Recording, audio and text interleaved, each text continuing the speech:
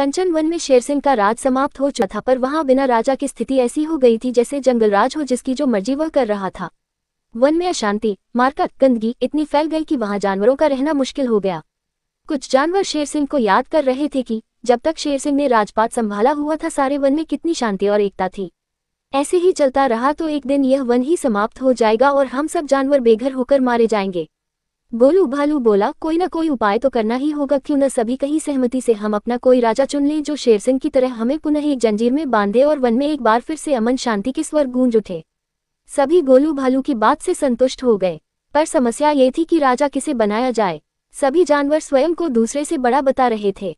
सोनू मोर बोली, क्यों न एक पखवाड़े तक सभी को कुछ न कुछ काम दे दिया जाए, तो अपने काम को सबसे अच्छे ढंग से करेगा उसे ही यहाँ का राजा बना दिया जाएगा। सोनू स्वीटी की बात से सहमत हो गए और फिर सभी जानवरों को उनकी योग्यता के आधार पर काम दे दिया गया।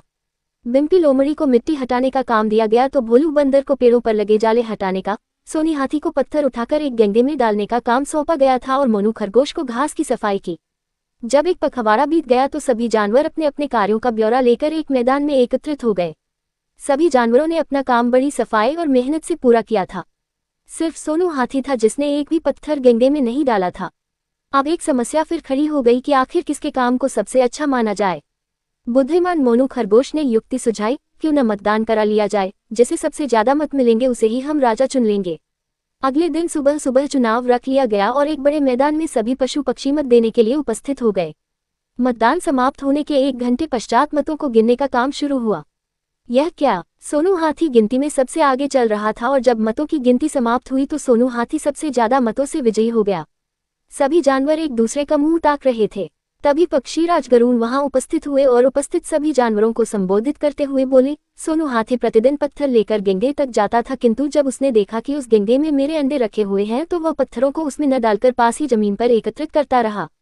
सोनू ने अपने राजा बनने के लालच को छोड़ एक जीव को बचाना ज्यादा उपयोगी समझा।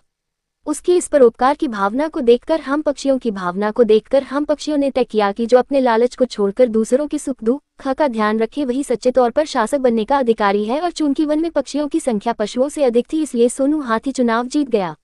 सबक, सच्चा शासक वही होता है जो परोपकार की भावना को सर्वोच्च स्थान दे।